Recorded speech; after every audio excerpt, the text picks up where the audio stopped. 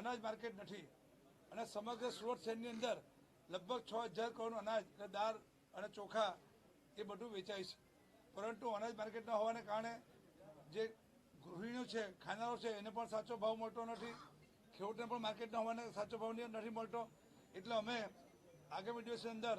અનાજ માર્કેટ, ફૂલ અને ફ્રૂટ આ માર્કેટ પણ અમે આગામી દિવસોમાં માનનીય મુખ્યમંત્રી ભૂપેન્દ્રભાઈ, આપણા માનનીય પ્રદેશ અધ્યક્ષ પાટીલ સાહેબ અને આપણા પ્રધાનમંત્રી મોદી સાહેબની જે વાત છે એ ખેડૂતોની આવક બમણી કરવાની જે વાત છે એને અમે સાચા અર્થમાં ચરિતાર્થ કરવાના છે. એટલે સુરત એપીએમસીની અંદર પણ હવે પછી ખેડૂતલક્ષી અમે જે કામગીરી છે એ ભૂતકાળમાં પણ જે કામ ચાલે છે એ ડબલ વેગથી કામ કરવાના છે અને ખેડૂતોને ન્યાય મળે, ખેડૂતને સારા ભાવ મળે, ખેડૂતોને સારું બિયારણ મળે, એના માટે એપીએમસી તત્પર છે. એની સાથે સાથે સમય સાથે પણ ચાલવું પડે એ પ્રમાણે એપીએમસી પણ સમય સાથે ચાલવા માટે તૈયાર છે. અને જે પણ નવા પ્રોજેક્ટો છે એ કેન્દ્ર સરકાર હોય, રાજ્ય સરકાર હોય, હું પોતે પણ ધારાસભ્ય છું, એ સ્વાભાવિક છે કે સરકારની અંદર અમે કામ કરવા માટે